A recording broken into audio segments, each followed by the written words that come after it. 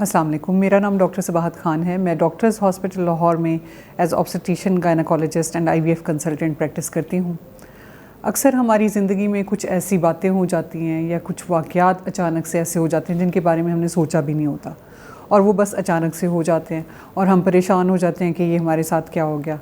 हम आहिस्ता आहिस्ता इस हकीकत को कबूल करते हैं, फिर इसको डील करते हैं कि तरीके सोचते हुए इसका हल निकालते हैं। इन्हीं में से एक अनप्लान्ड प्रेगनेंसी भी है।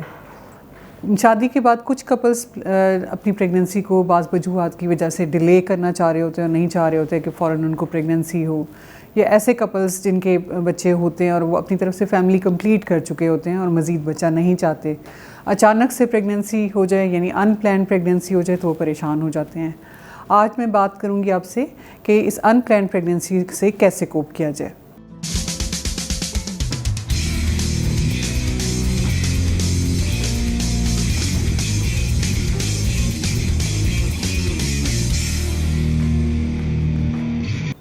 अगर आपको अनप्लान्ड प्रेगनेंसी हो गई है तो ज़िंदगी के और बड़े फ़ैसलों की तरह इस फ़ैसले को भी तस्लीम करने में और इसकी हकीकत को मानने में आपको थोड़ा वक्त दरकार है।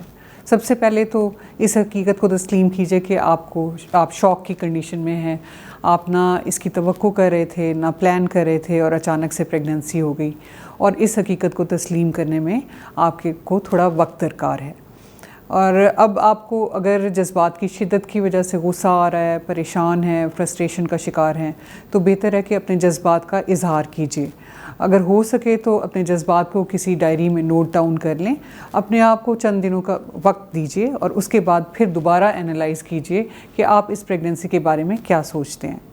अपने खौफ और वसवसों के बारे में सोचें कि आपको क्या खौफ है कि आप नहीं चाह रहे कि ये प्रेगनेंसी हो गई है, अब मैं क्या करूं। तो उसमें कहीं ऐसा तो नहीं है कि आपके फ्यूचर प्लान्स जो हों उसमें कोई खलल आ रहा हो, आपको कोई माशी मसाइल हों जिसमें आप खौफज़दा हों कि ये प्रेगनेंसी मैं कैसे फिर हैंडल करूँगी या फिर बेबी को कैसे हैंडल करूँगी, या आपको जिस्मानी तौर पे कोई कमज़ोरी है या कोई बीमारी है जिसमें आप नहीं समझती कि मैं एक हेल्दी प्रेगनेंसी कामयाबी के साथ कैरी कर सकती हूँ। इन खौफ को, इन वसवसों को झटक दीजिए और हमल की एक्सेप्टेंस के लिए थोड़ा सा वक्त लीजिए। और अगर आप को ये हमल हो चुका है और परेशान है तो मैं ये सजेस्ट करूँगी कि दोनों ऑप्शंस के बारे में सोचें।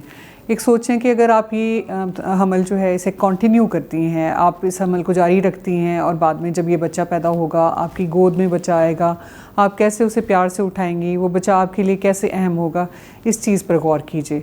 और अगर आप दूसरा ऑप्शन ऑप्ट करती हैं यानी आप चाहती हैं कि आप अबॉर्शन करवा लें, इस प्रेगनेंसी को आगे कंटिन्यू ना करें, तो एक बच्चे की ज़िंदगी ख़त्म करने का गिल्ट क्या आप बर्दाश्त कर पाएंगी?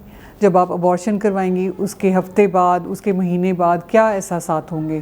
क्या आप उन एहसासात के साथ ठीक से ज़िंदगी गुजार सकेंगी?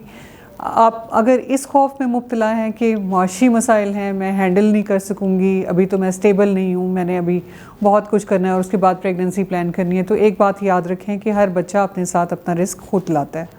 तो मुआशियात पर अपने इस डिसीजन को बेस हरगिज़ ना कीजिए। और अगर आप फिर भी बहुत परेशान हैं, उलझन का शिकार हैं, आपको समझ नहीं आ रही कि आप करें क्या, तो मैं सजेस्ट करूँगी कि अपनी उस उलझन का इजहार अपने प्यार करने वालों से कीजिए, एक्सपर्ट से बात कीजिए। वो यकीनन आपकी मदद करेंगे, आपका सहारा बनेंगे और इस अनप्लान्ड प्रेगनेंसी को कोप करने के लिए आपकी हेल्प करेंगे। शुक्रिया।